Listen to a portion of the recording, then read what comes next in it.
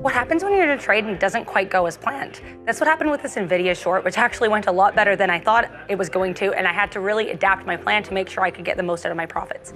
I initially planned on staying in this short for about 50 cents, but then we had quite the steep drop and I had to evaluate. I ended up taking the first part of my position out about $1.50 in because I was noticing we were still having some strength there.